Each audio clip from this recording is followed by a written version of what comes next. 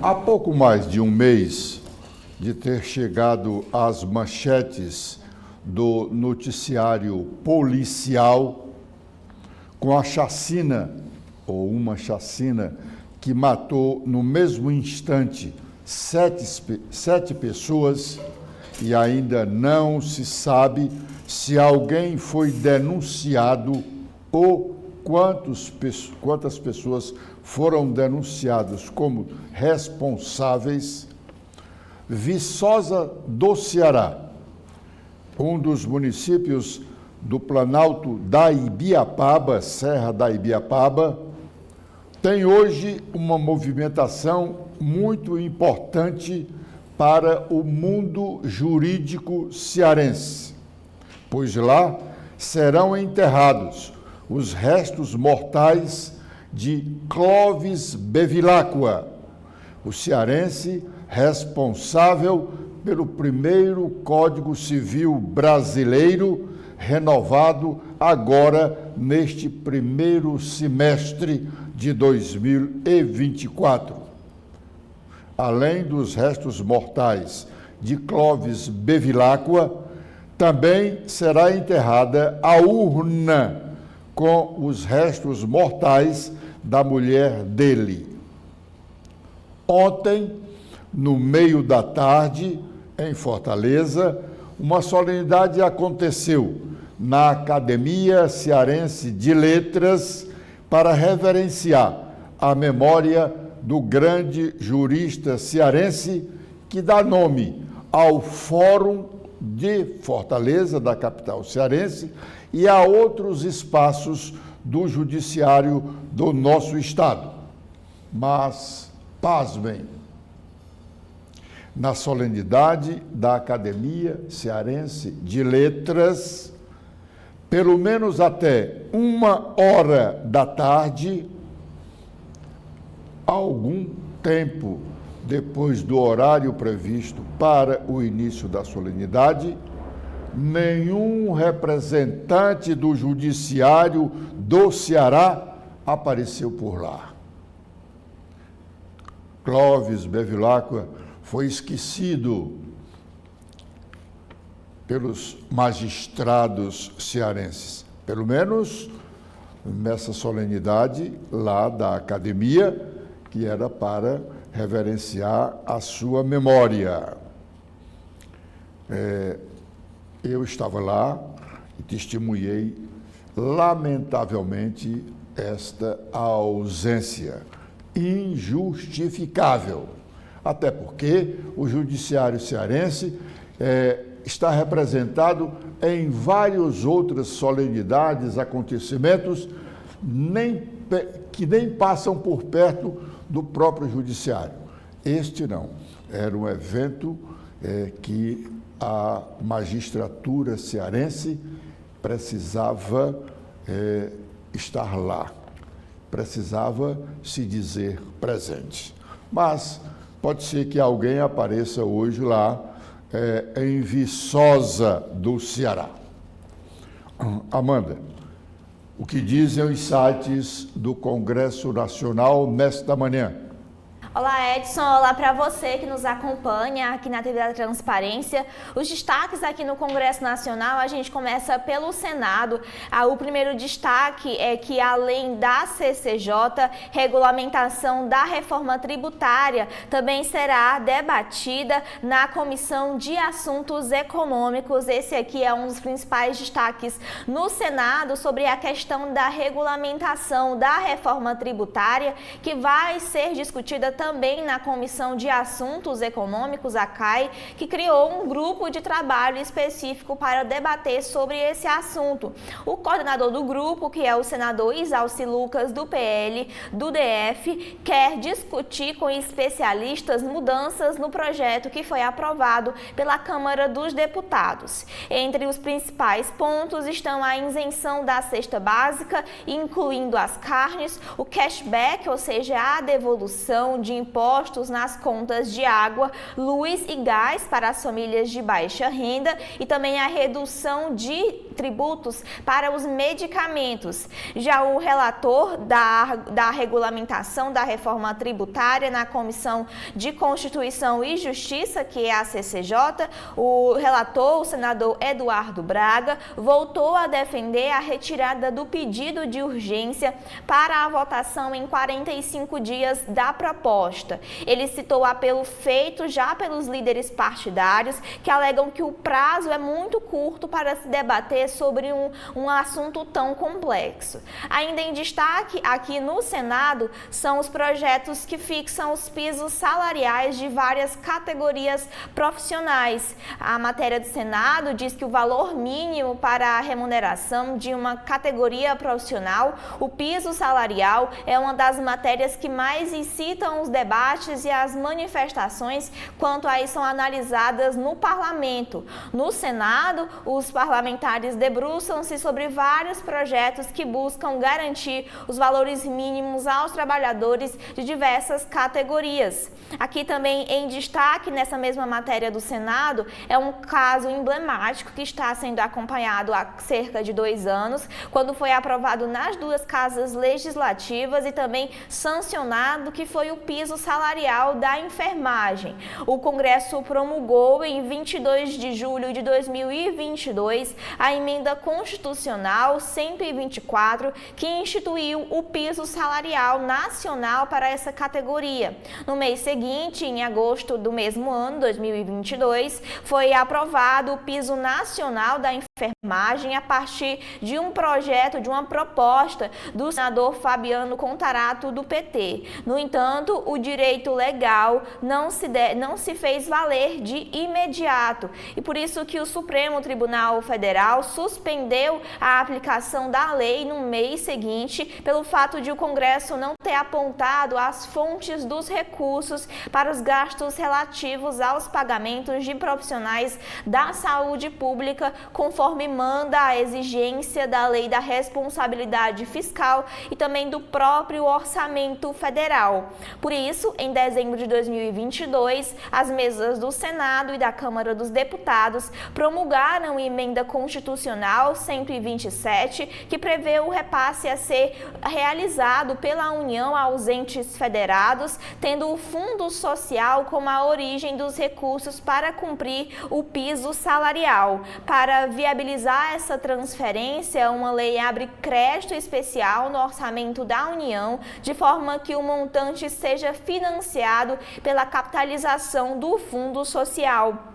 Essa lei aí que foi aprovada e sancionada em 2022 estabeleceu como R$ 4.750 o valor mínimo mensal para a iniciativa privada ou pública que deve pagar aos enfermeiros. Já os técnicos em enfermagem, que não podem receber menos do que 70% desse montante, ou seja, ficou estabelecido um valor de R$ 3.325. E para os auxiliares de enfermagem, parteiras, equivale o valor, o piso salarial nacional deve ser de R$ 2.375.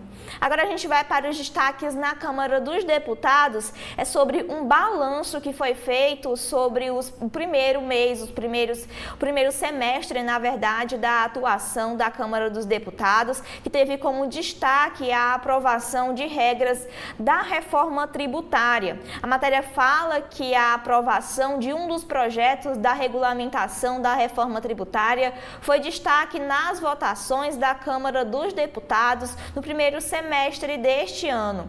Outras propostas aprovadas e que seguiram aí em debate na Câmara dos Deputados foi a reformulação do ensino médio, penas maiores para assassinatos em escolas e também os cadastros de condenados por crimes contra a mulher. Também vários projetos de ajuda ao Rio Grande do Sul foram sendo aprovados ao longo do primeiro semestre. Outro destaque é o marco regulatório da aprovação do hidrogênio de baixa emissão de carbono e também o incentivo para combustíveis renováveis foram outros dos temas que foram aprovados na Câmara dos Deputados. No total, o balanço feito é que a Casa Legislativa aprovou no primeiro semestre 98 propostas em plenário, sendo elas 64 projetos de lei, 2 propostas de emenda à Constituição, 4 medidas provisórias, 5 projetos de lei complementar e 20 projetos do decreto legislativo, além de 3 projetos de resolução. Além disso, a Comissão de Constituição e Justiça e Cidadania da Câmara dos Deputados, nesse período, aprovou aí 107 projetos de lei em caráter conclusivo, em que esse projeto não precisa ser debatido em plenário. São esses aqui os destaques que a gente tem no Congresso Nacional. Bom, no blog do Edson Silva tem uma matéria sobre os pedidos de registros de candidaturas. O Tribunal Superior Eleitoral e o Tribunal Regional Eleitoral, desde ontem, estão publicando os pedidos de registros que os candidatos cujas postulações já foram homologadas nas respectivas convenções partidárias, eles já começaram a pedir o registro. Todos os candidatos que têm os seus nomes homologados em convenções partidárias e que realmente são candidatos, porque de repente alguém pode ter emprestado o seu nome para o partido, dizendo que tem interesse em ser candidato, o partido homologa essa candidatura e depois ele diz, não, a minha família não quer, acha que eu não devo ser candidato, e ele desiste. Então esse não precisa pedir o registro da candidatura, só precisa pedir registro de candidatura quem realmente for candidato. Isso não significa dizer que lá no final de setembro alguém não desiste de ser candidato, pode desistir. O certo é que ele só pode falar como candidato depois da convenção tenha homologado o seu nome e que ele ou o partido tenham pedido registro junto à Justiça Eleitoral. Esse pedido de registro nas eleições deste ano, porque são eleições municipais, os pedidos de registro são feitos aos juízes. Em cada zona eleitoral tem um juiz designado para ser o coordenador geral da eleição. Numa cidade como Fortaleza, por exemplo, nós temos vários juízes responsáveis pelas eleições. Um cuida da propaganda eleitoral, outro cuida de processar as denúncias sobre irregularidades da eleição. Enfim, mais de um juiz coordena a eleição, embora tenha um geral. Ontem, o site do TSE começou a mostrar os primeiros candidatos que pediram registros em todos os estados, em todos os municípios brasileiros. E aqui no Ceará, poucos, mas já temos candidatos com pedido de registro junto à Justiça Eleitoral. Amanda, quais são os principais destaques do blog do Edson Silva? Bom, Edson, a gente começa justamente falando sobre essa matéria dos pedidos de registros de candidatura junto à Justiça Eleitoral. Os primeiros candidatos do Ceará, já possui 2 candidatos registrados na Justiça Eleitoral para concorrer ao cargo de prefeito nas eleições municipais de 2024. A primeira a se registrar foi Telvânia Braz, ela que é a atual prefeita de Paramoti e é candidata a reeleição no município pelo PSB. A postulante também o seu vice, Ayrton Mateus, do MDB, realizaram a sua convenção partidária no último sábado, dia 20. O segundo a se registrar e a fazer o registro da candidatura foi Vilamar Souza, do PL, que pleiteará a prefeitura de Itapajé ao lado de Weberson Melo, também do PL. A convenção que oficializou a candidatura de ambos aconteceu aconteceu na última segunda-feira, dia 22. Essa formalização das candidaturas é disponibilizada pelo Tribunal Superior Eleitoral pela plataforma Divulga Cand e começou a ser disponibilizado ainda esta semana. Esse sistema do TSE apresenta informações detalhadas sobre todos os candidatos que pediram registro junto à Justiça Eleitoral e também sobre suas contas eleitorais e as dos partidos políticos, além de fazer acompanhamento de estatísticas das candidaturas, comparação de candidatos e também atas de convenção. Segundo o TSE, essa plataforma existe com o objetivo de assegurar a transparência total dos dados, disponibilizar um conhecimento detalhado e também fornecer às eleitoras e aos eleitores mais subsídios para escolherem os seus candidatos ou candidatas aos cargos de prefeito e de vereador nas eleições que vão acontecer em outubro deste ano. Para acessar o sistema do Divulga Cand, não há necessidade de se fazer um cadastro prévio ou qualquer tipo de autenticação.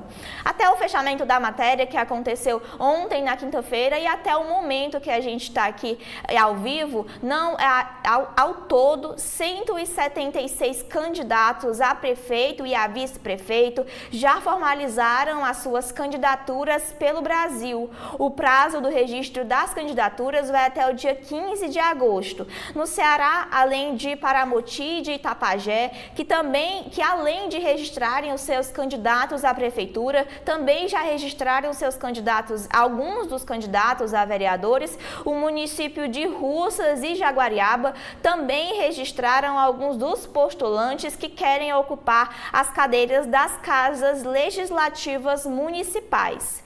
Ainda a gente vai aqui com os outros destaques do blog do Edson Silva, que fala sobre os avanços da pauta feminina no Senado, dizendo que o primeiro semestre na Casa Legislativa foi marcada por uma intensa mobilização da bancada feminina e também pela análise de projetos voltados às defesas dos direitos das mulheres. Outro destaque é que o Ministério Público do Ceará recorre contra decisões favoráveis a 2 desembargadores cearenses. O Ministério Público do Ceará, por meio da 94ª Promotoria de Justiça de Fortaleza, ingressou com um recurso de apelação requerendo a reforma parcial de uma sentença aplicada a 2 ex-desembargadores que atuavam no Tribunal de Justiça do Estado do Ceará e recebiam vantagens indevidas com venda de liminares. E por fim, aqui o destaque é sobre o piso salarial nas carreiras profissionais, que o valor do salário mínimo e da remuneração da categoria profissional tramita aí no Senado.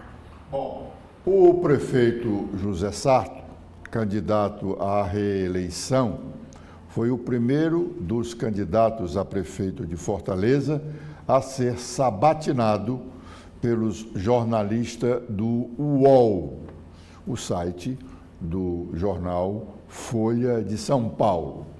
Essa sabatina aconteceu ontem, no início da tarde, a partir das 14 horas. Sarto respondeu a todos os questionamentos e falando, consequentemente, sobre todos os assuntos relacionados à administração pública e à política municipal em Fortaleza. O primeiro tema, que nós vamos abordar aqui, ele elegeu como seu principal concorrente o capitão Wagner, pois ele falou até demoradamente sobre a vida político-partidária do capitão Wagner e suas últimas disputas aqui em Fortaleza e para o estado do Ceará. Vamos ouvir o que disse o prefeito José Sarto. Tudo é um recorte momentâneo. É natural que o Wagner esteja liderando as pesquisas de opinião, porque ele tem o que a gente chama tecnicamente do recall, né? O nome dele aparece sempre, porque já foi candidato a majoritário, disputas majoritárias 3 vezes, e é natural que o nome dele surja. O Wagner tem aprendido muito ao longo desses anos, foi secretário de Saúde de Maracanaú, tem aí algumas críticas a fazer, mas que faremos no momento oportuno. O Wagner tem crescido muito. Agora, é de se surpreender que quem surgiu na extrema-direita, na política, e agora está migrando para uma posição de centro, parece meio conveniente adotar uma postura em determinado momento e, em outro momento, adotar outra postura.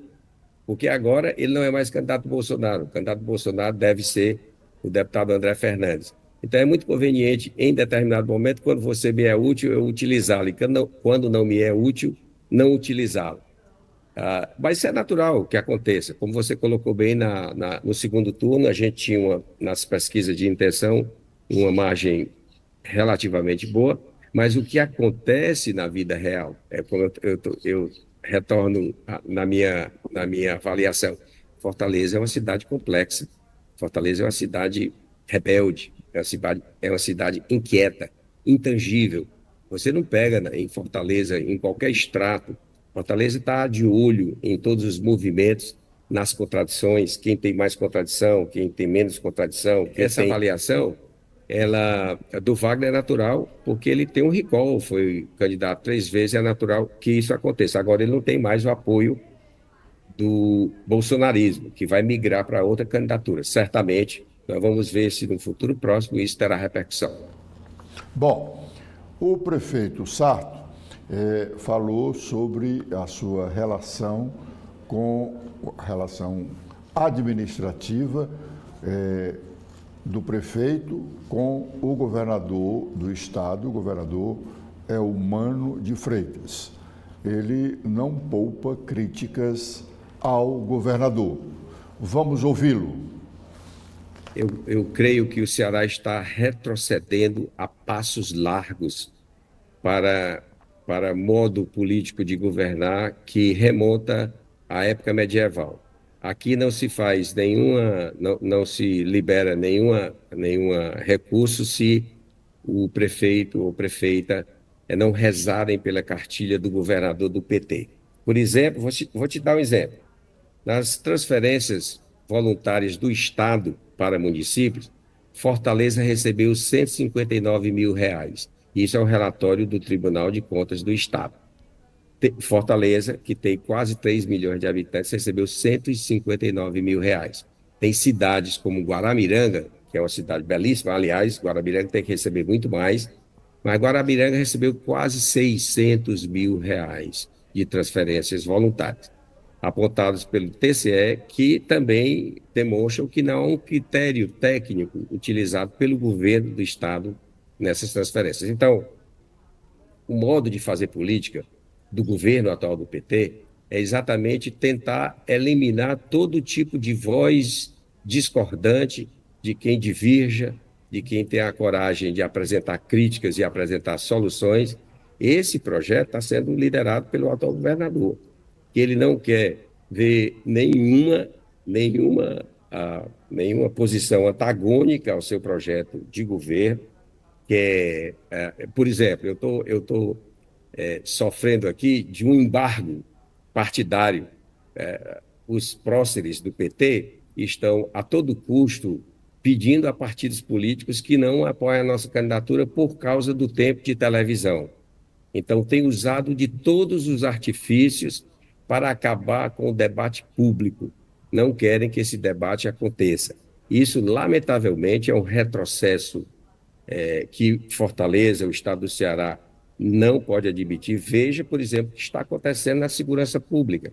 Fortaleza, nós tivemos no mês de abril o maior percentual de assassinatos dos últimos anos. E aqui em Fortaleza teve um final de semana, no estado do Ceará, nós tivemos um final de semana em que tivemos 49 assassinatos.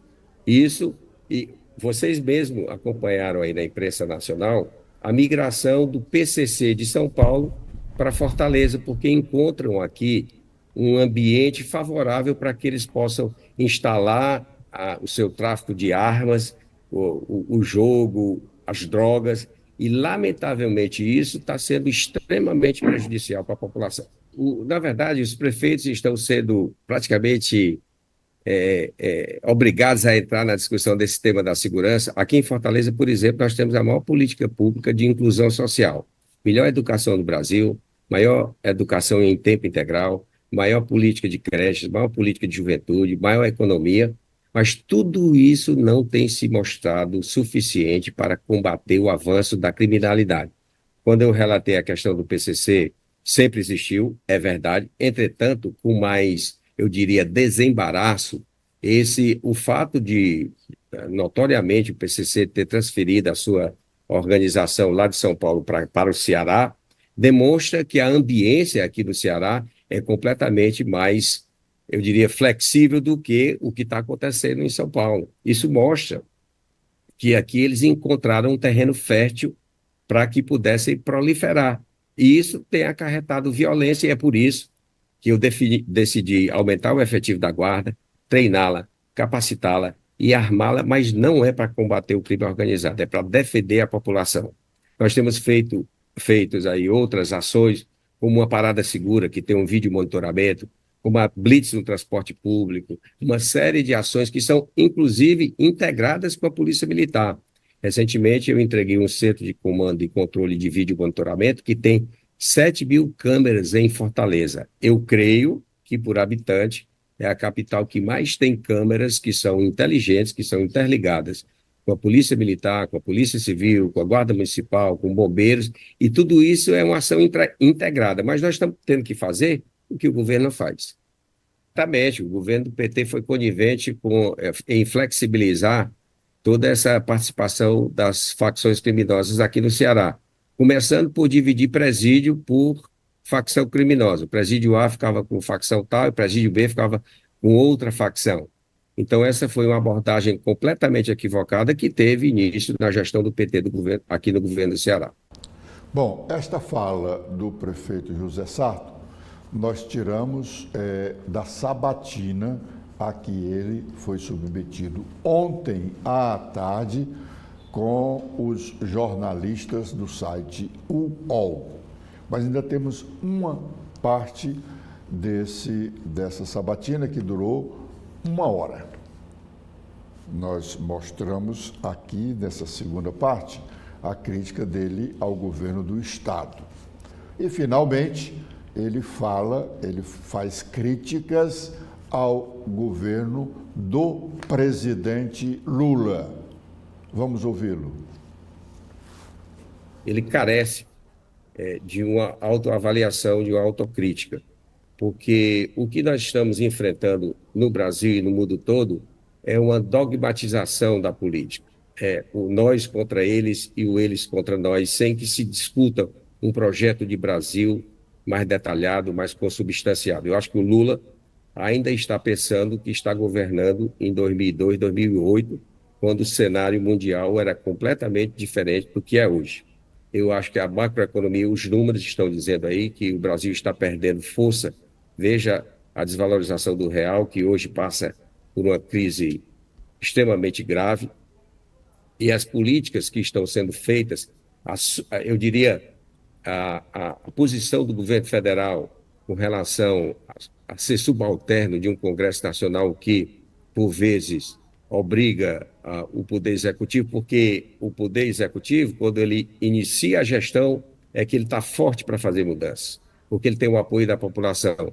O Lula está perdendo, a meu juízo, esse timing de fazer as mudanças que precisa fazer, impondo uma agenda política, social, econômica para o Brasil. Então, o partido, ele é como eu falei aqui, a ótica de Brasília é completamente diferente da ótica dos municípios. Nós temos a eleição municipal em que se tenta a todo custo, e aliás, quero aqui expressar, é um desserviço ao debate político querer transformar a eleição municipal numa eleição nacional, porque nós não estamos aqui defendendo projetos nacionais, evidentemente que tem todo o conteúdo programático dos partidos, mas trazer esse debate para uma nacionalização é completamente improdutivo para a população, porque, na verdade, quem faz a gestão é o prefeito. Aliás, dos 3 entes da Federação, União, Estado e Município, é no município onde a vida acontece. Estado e união são conceitos jurídicos abstratos. A vida acontece aqui, na cidade onde você mora.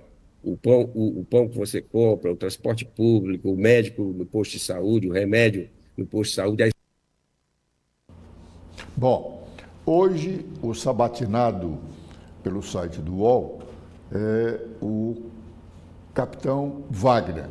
Ele é candidato a prefeito de Fortaleza pelo União Brasil, partido que ele preside no estado.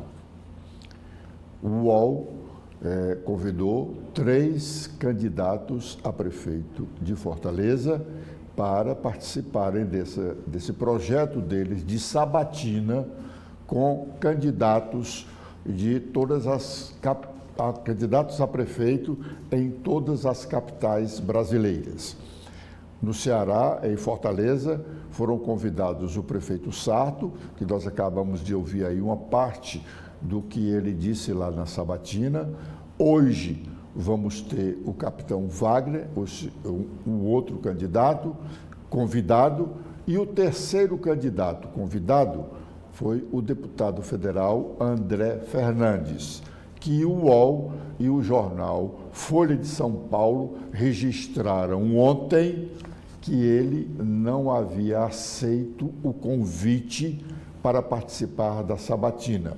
E nós dissemos aqui já em outras oportunidades que o deputado André Fernandes se esquiva em dar entrevista a quem possa lhe fazer alguma pergunta que não seja do agrado dele. É lamentável que um político, um cidadão qualquer, que queira ser administrador de uma cidade qualquer, principalmente uma cidade como Fortaleza, uma das maiores capitais do estado brasileiro, e não queira falar abertamente sobre suas propostas, sobre suas ideias, sobre o que ele tem a dizer para o presente e o futuro da cidade. Ontem nós fizemos uma observação quanto a não ser convidado o candidato do PT, ser convidado para participar desse projeto da sabatina de candidatos a prefeito das capitais brasileiras, não ter sido convidado, e nós dizemos isso porque o site e o jornal Folha de São Paulo nada disseram com relação ao candidato do PT em Fortaleza, deputado estadual Evandro Leitão. O jornal e o site não disseram se ele foi convidado ou não, se ele não aceitou, como o jornal fez referência à posição do deputado federal André Fernandes. De qualquer maneira, tendo sido convidado e não ter aceito, e não ter sido convidado, as duas situações são muito ruins para o candidato do PT à Prefeitura de Fortaleza. Note-se que o UOL, a Folha de São Paulo, tem o mais importante instituto de pesquisa do Brasil. O Datafolha é um instituto de pesquisa respeitado. Pode-se avaliar, o UOL e a Folha de São Paulo, porque a sabatina é conjunta, o site e o jornal. Bom, eles têm o Datafolha, eles têm um diagnóstico da política nacional. Não convidou o deputado Evandro Leitão, candidato do PT à prefeitura, para participar da sua sabatina, porque o Datafolha ainda não o reconheceu como um candidato competitivo. Isso é uma indagação. especula-se, pode-se especular sobre isso. Pode-se especular sobre isso. Será que os analistas dos números que tem o Datafolha concluíram que o Evandro, ao fim, não será realmente candidato? Isso são especulações. Especulações. O certo aqui é estranho e é muito ruim politicamente para o deputado Evandro Leitão, candidato do PT à Prefeitura de Fortaleza, não ter sido incluído na relação dos candidatos a prefeito de Fortaleza, convidados a participarem desse programa do jornal Folha de São Paulo e do site UOL, para ser também sabatinado, como já foi o prefeito José Sarto e como será hoje, a partir das 14 horas, o candidato Capitão Wagner. Amanda, o que dizem os sites do UOL, do Estadão e do Globo? Bom, antes a gente começa aqui com os destaques no site da Folha de São Paulo. Os primeiros destaques aqui no site são sobre as Olimpíadas de 2024. O destaque aqui é que sabotagem paralisa trens na França no dia da abertura dos Jogos Olímpicos. Cabos elétricos foram queimados em diversas localidades. O conserto das instalações pode durar todo o final de semana. Também, aí falando das Olimpíadas, é que a aeroporto na divisa é esvaziado por alerta de bomba. A cerimônia da abertura dos Jogos Olímpicos vai acontecer às 14 horas e 30 minutos em relação ao horário de Brasília. E também aqui em destaque, falando sobre esse evento, é que 7 suspeitos de terrorismo estão detidos na Bélgica. E sob esquema de guerra, Paris faz a abertura mais ambiciosa dos Jogos com ode a diferenças. Ainda em destaque aqui, falando sobre as Olimpíadas, é que os Estados Unidos lideram o histórico de medalhas de ouro. E também sobre a responsabilidade social, que as Olimpíadas de Paris escancaram o ideal olímpico inviável. Ainda em destaque aqui na Folha de São Paulo, no site da Folha de São Paulo, Mônica Bergamo diz que as bordadeiras do Rio Grande do Norte que fizeram os uniformes irão à cerimônia de abertura. Agora, com as principais notícias em destaque no site, além das Olimpíadas, é sobre a lei de zoneamento, que Ricardo Nunes veta prédios em bairros de alto padrão e favorece a alta imobiliária na Marginal Pinheiros. O prefeito de São Paulo também doa a área da região central para o governo do estado, o governo Tarcísio de Freitas. E também aqui em destaque são os desafios nas capitais, habitar o centro e diminuir a pressão sobre a Zona Oeste no Rio de Janeiro desafiam os candidatos na cidade. Sobre a Venezuela, o destaque é como a democracia e a economia decaíram no governo Maduro. Ainda falando da área internacional, nas eleições dos Estados Unidos, Trump tem 48% das intenções de votos e Kamala 46%, aponta a pesquisa do The New York Times. Barack e Michelle Obama apoiaram a candidata democrata Kamala Harris em chamada de vídeo. Ainda em destaque é Planeta em Transe, falando sobre o Parque Nacional dos Lençóis Maranhenses, que é eleito novo patrimônio natural pela Unesco. O reconhecimento internacional foi registrado durante a cerimônia da ONU realizada na Índia. Também em destaque aqui são sobre as violências. Cidades de Santos e Guarujá continuam a registrar alto índice de violência um ano após a Operação Escudo lá em São Paulo. E também mostra aqui na área da violência é que São Paulo representa quedas de roubos, furtos e homicídios, mas os latrocínios sobem. Também em destaque é que o Ministério Público processa 5 famílias que adotam o ensino domiciliar no interior de Minas Gerais. A modalidade é considerada ilegal pelo STF e os pais dizem que os filhos desempenham melhor. E por fim, na área da saúde, falando sobre genética, no Dia dos Avós, saiba como a saliva pode ajudar a descobrir a vida dos avós dos nossos avós. A gente vai agora para os destaques no site do Estadão. O primeiro destaque aqui no site é o que foi a manchete da capa do jornal impresso, o radar da criminalidade, que São Paulo vê cair os roubos, mas tem alta em bairros da Zona Oeste, como a Lapa, Perdizes e Butantã. Uma ferramenta interativa feita pelo Estadão mostra as ocorrências como o roubo de celulares, de veículos e também os latrocínios com base em nova atualização dos dados oficiais.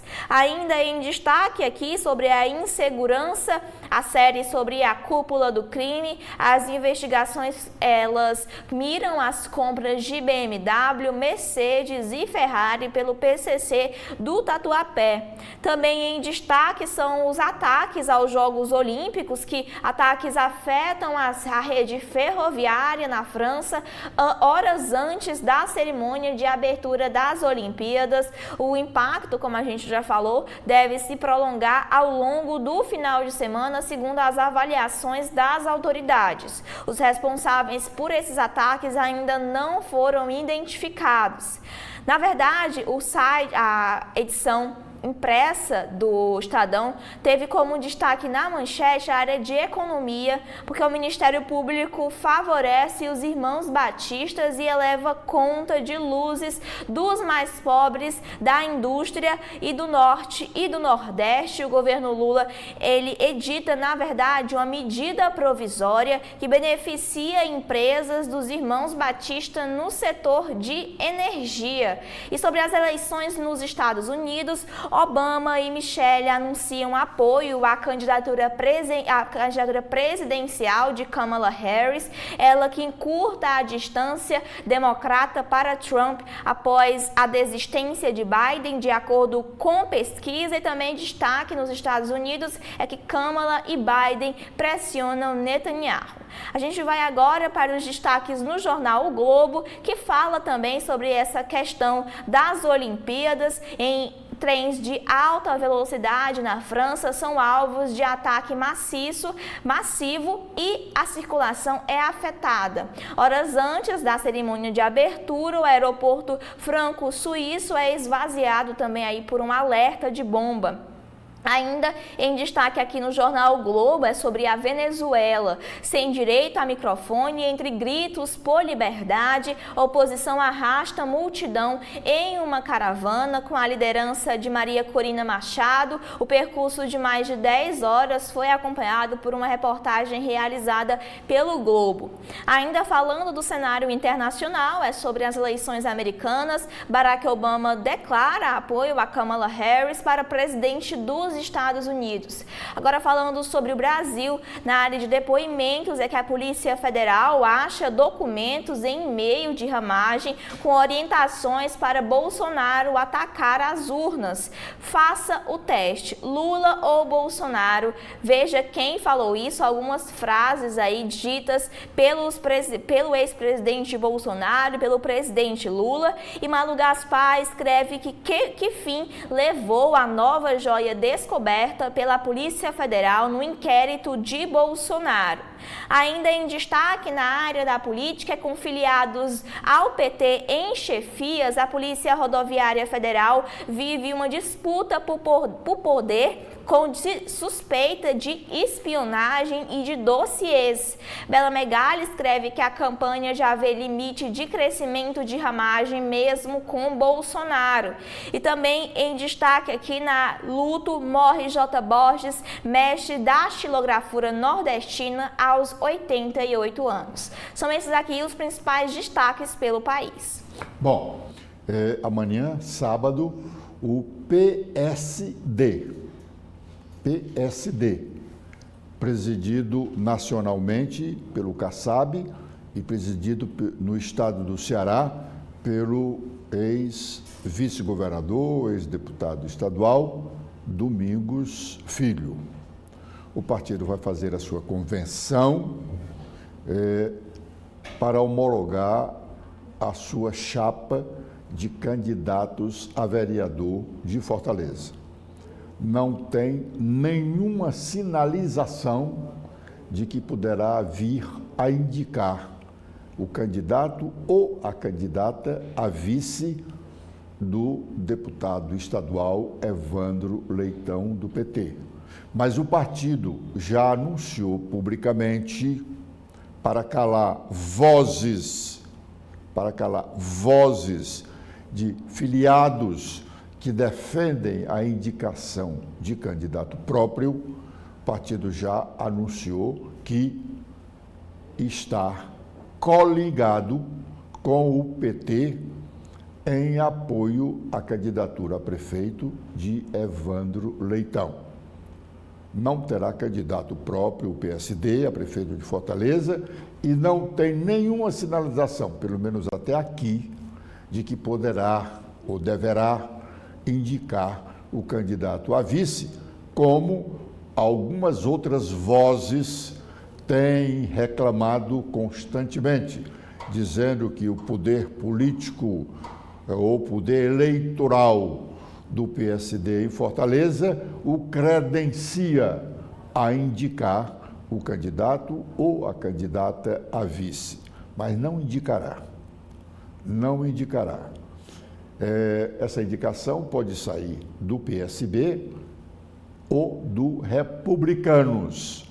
Eu aposto mais que ela possa sair do Republicanos, porque o Republicanos tem ao seu lado, dando-lhe apoio, a Igreja Universal. O Republicanos é um partido da Igreja Universal.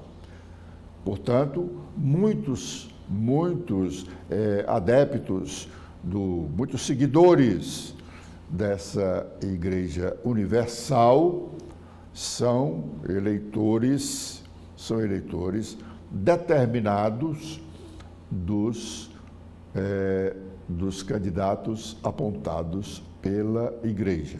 Por essa razão é que eu aposto na indicação do candidato a vice saído dos quadros do Republicanos.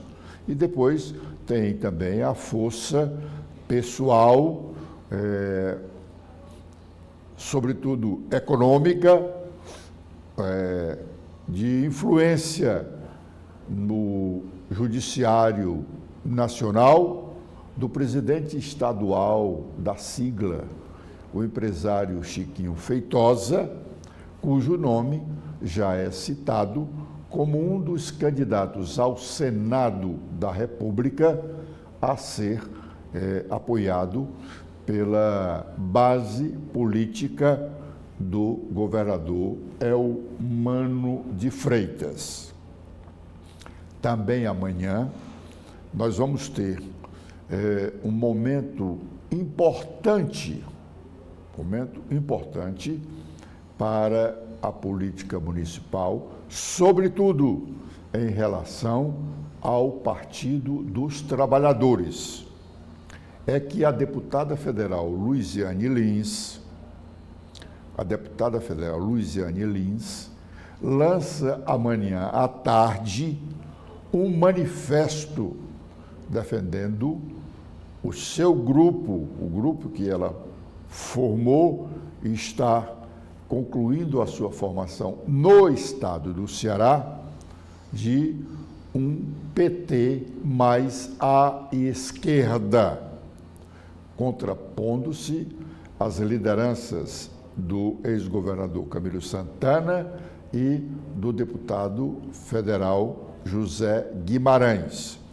Eu já disse aqui em uma outra oportunidade que aliados de Luiziane Lins, que foi derrotada na disputa interna do PT por Evandro Leitão para ser o candidato a prefeito, ela queria ser candidata, mas foi derrotada pelos filiados. Ela reclama dessa disputa interna porque diz que forças estranhas ao partido, ao interesse do PT municipal, influenciaram na escolha do Evandro Leitão.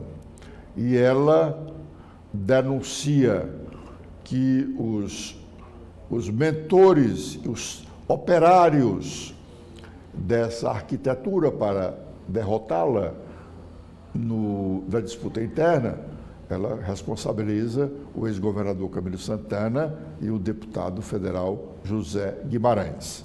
Hoje, eles não são apenas adversários dela, ela não os tem apenas como adversários dentro do próprio partido, mas ela os considera inimigos e tem dito aí que fará tudo para derrotá-los.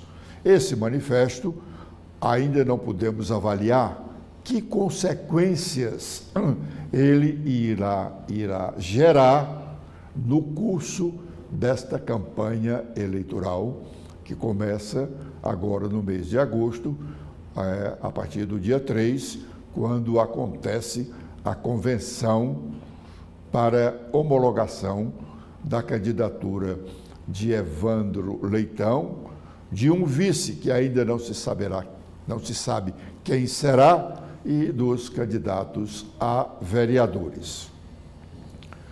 E ainda nesse rol de convenções, no domingo, teremos a convenção do PDT, que vai homologar a candidatura à reeleição do prefeito José Sarto, tendo como vice o atual vice Élcio Batista. Há poucos meses, houve um burburinho com relação à possibilidade de mudança do candidato a vice de José Sarto. O assunto chegou até a cúpula do comando do PSDB no Ceará. O Élcio é o presidente estadual do PSDB. Mas a cúpula do partido é formada a partir do ex-senador e ex-governador Tasso Gereissati. É quem dá a palavra final no PSDB do Ceará. Chegou ao ex-senador Tasso uma manifestação do prefeito de que gostaria de ter uma candidata a vice-prefeita, que o PSDB escolhesse uma mulher para ser a companheira de chapa do atual prefeito José Sarto. O senador Tasso rejeitou essa ideia e disse: o nosso candidato é o Élcio, e não se falou mais em mudanças. Portanto, a convenção de domingo do PDT homologará a chapa Sarto-Élcio Batista. Com esta informação, nós estamos encerrando a nossa participação neste primeiro bloco de notícias da manhã de hoje, convidando-os a continuarem conosco aqui na TV da Transparência, porque já já teremos novas informações. Obrigado.